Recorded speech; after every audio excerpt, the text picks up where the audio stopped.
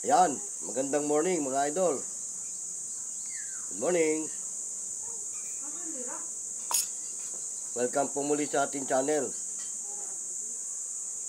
Nandito tayo ngayon sa lugar ng Bataan, dito sa malimit namin puntahan, sa mga hipag ko. At palibasa nga summer ngayon. Mag-outing kami sa Bagak, yung buong tropa. Pero nauna na muna kami dito dahil para i-prepare yung mga dapat i-prepare. Kagaya niyan, bukas may mamamalengke muna kami para meron kaming magagamit pang almusal. Yung tropa, dadaanan na lang nila kami dito. Kasi Sabado ang talagang outing namin doon sa lugar ng Luok, sa Luok Beach. Alam niyo mga idol, yung Luok Beach, ano bang taon kami nagumpisang maligo doon, napakagandang beach nun. Malinaw ang tubig, malinis. Kaya lang, ang problema lang sa lugar na yon, yung karsada, yung dadaanan. Medyo delikado at nakakatakot. Pero pagdating mo doon sa area ng mismong beach, napakaganda. White sand. Tapos yung tubig, kalmante. Sa buong maghapon, wala kang makikitang malalaking alon. At yun ang nagustuhan ng tropa doon sa amin.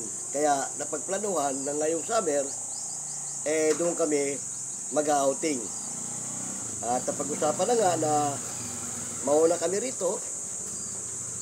Kasama nga namin yung bata na hindi naman pwedeng iwanan doon. Kaya sinama na namin dito at para makapag-prepare kami ng dapat naming kakainin sa araw na yon. Kumbaga kami mag-prepare ng almusal pagdaan nila rito bago kami tutuloy sa beach. Ngayon din yung sinaing na gagamitin sa buong maghapon. Ayun nga, anong araw tayo ngayon? Kung hindi ako magkamali, Huwebes. Ang outing namin Sabado. So, advance na kami ng 2 araw. Kaya yung tropa na yon, kasi minsan na sila nakasama sa amin doon nung birthday nung anak ko bago nagpunta ng abroad. Nag-outing kami roon at nagustuhan nga nila yung area na yon. Nung bumalik nga, dumating yung anak ko, siyempre bagong dating at nagkakita-kita yung magkakatropa, magbarkada, napagplanuhan nga na mag-outing. Nagustuhan nila dito. Okay naman sana, pero ang problema lang dyan nga yung karsada. At pag hindi bihasa yung magmamaneho sa lugar na yon, may peligro. Pero siguro naman, sabi nga namin, kung hindi talaga makakaahon yung sasakyan, maglakad na lang. Baba na lang muna. Kung po pwede, mga bata lang muna isakay, mga matatanda, lakad na lang. Pero sabi naman nila, depende lang man daw sa driver yan. Sige.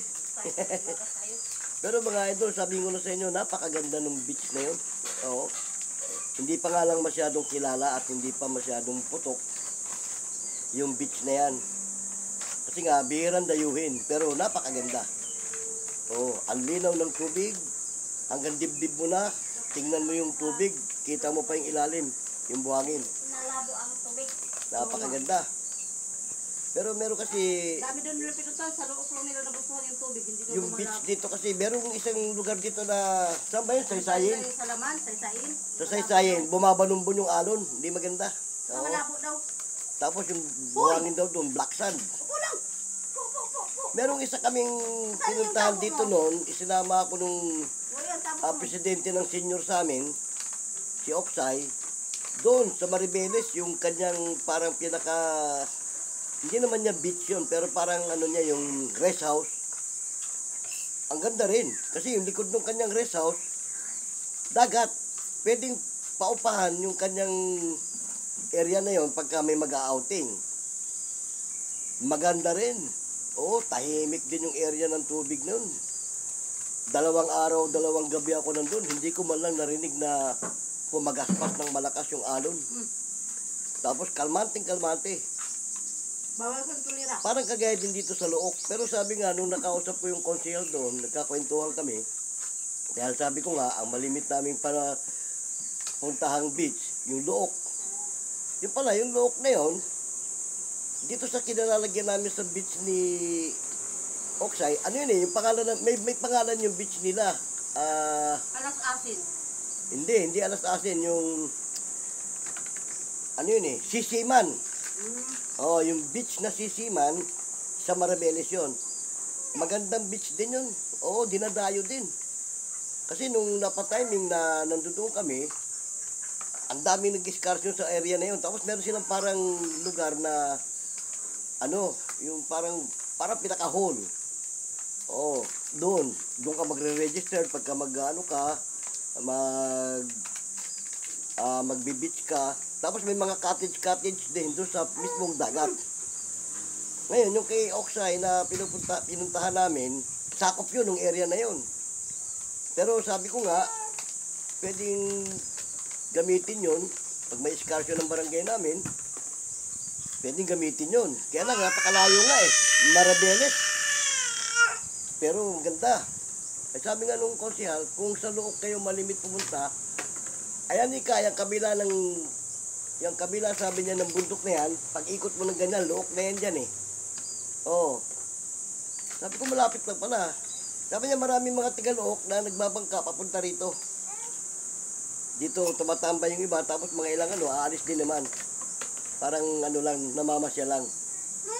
Sabi ko doon kami malimit sa Look. Kuha ako. Sabi niya, magandang beach din yung Look na yun. Dahil minsan dumadayo din daw sila ron. Sabi ko, marami rin dumadayong bangka doon Pumaparada. Tapos nakikiligo-ligo din yung mga sakay ng bangka. Pag nagsawa na, alis na sila. Sabi niya, ganun din dito, yung mga tiga-Look, pag nagpunta raw doon. Ganun din, nakikiligo-ligo din. Kaya nga sabi ko nga, nagustuhan ng tropa, doon kami mag-outing sa Look. At siguro kung di ako magkamali naka-7 taon yung anak ko sa abroad, almost 7 years na rin kami hindi nakabalik doon sa Look. Ngayon pa lang ulit kami babalik para pero nagpunta na yung anak ko, sinurbay na yung area at kumuha na ng reservation doon sa cottage. Mag-overnight kami. Grupo naman yun. Grupo, darating ng Sabado doon. Mula umaga hanggang gabi, kinabukasan ng tanghali, alis na. Parang kumbaga isang overnight lang. Kasi sinurbay na nung anak ko yun, pinuntahan na nila kasama yung asawa niya. Nakausap na sila ron na tutuluyan. Ngayon, napag-usapan nga, nauna kami rito, kaming magulang niya, dahil para nga ipaghanda yung maaalmusal sa umaga. Kaya dadaan sila rito, kainan muna, tapos diretso na ron sa beach. Pero ang sabi ni Bogard, pag naluto na daw yon, baka dali na, doon na. Doon na tayo. Doon na magkakainan. Kasi kung dito nga naman, saan paparada yung sasakyan? Hindi ka, Jo, baka matapon ang sabaw. Pag dinala ron? Ayun lang, tignan natin kung anong magiging sistema. Kung hindi kayang dalhin doon, dito na magkainan, malamang. Ang dali na lang doon yung sinaing na ilalagay sa styrofoam. Kasi dito nalulutuin yung kanin na para pang pananghalian sa kahapunan At yung mga ulam naman na gagamitin, doon naman gagaling. Dadalhin nila, luto na rin. Di ba? Ganun ang napagkasunduan ng tropa. Tropa yun kasi matagal din sila hindi nakita-kita. Dahil nga, nung nag-abroad yung anak ko, parang nasabik sila. Matagal din lang inantay na dumating yan para magdagat. Kasi alam nila, nung hindi pa nag-abroad yung anak ko, malimit kami sa dagat. Diyan nga sa Look. Ginagawa pa lang yung Look na yan. Andyan na kami. Kasi yung bahay doon sa Look na tinutuluyan namin, kakilala nung dito sa mga hipag ko, yung may-ari. At the same time, yung bilas ko, isa siya sa nagtrabaho doon. Kaya nga, ginagawa pa lang yung rest house na yun na para pagdausan, nakaranas kami matulog ni isang gabi ron eh. Construction site pa lang yun dati. Oh, kaya nung mayari yon, kami rin ang unang buwan naman na naligo doon sa area na yon. At mula noon, bago nag-abroad yung anak ko, lagi na kami nandun. Tuwing birthday ng anak ko, dinadaos namin doon.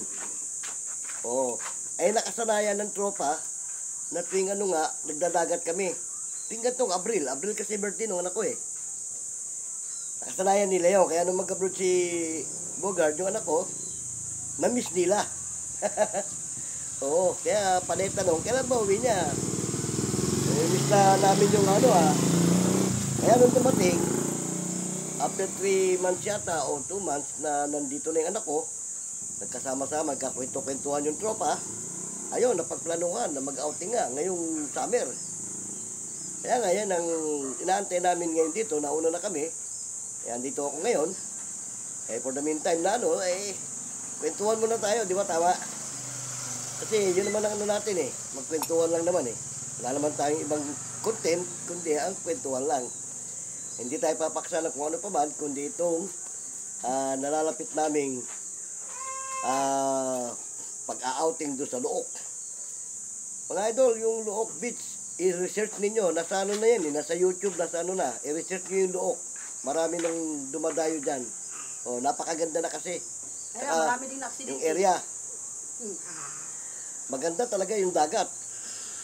Wala na ako nakitang ibang dagat na pinuntahan namin dito sa Bataan, kundi yan. Kasi unang-una nga, yung alon, banayad. Kasi napapaikutan siya ng bundok.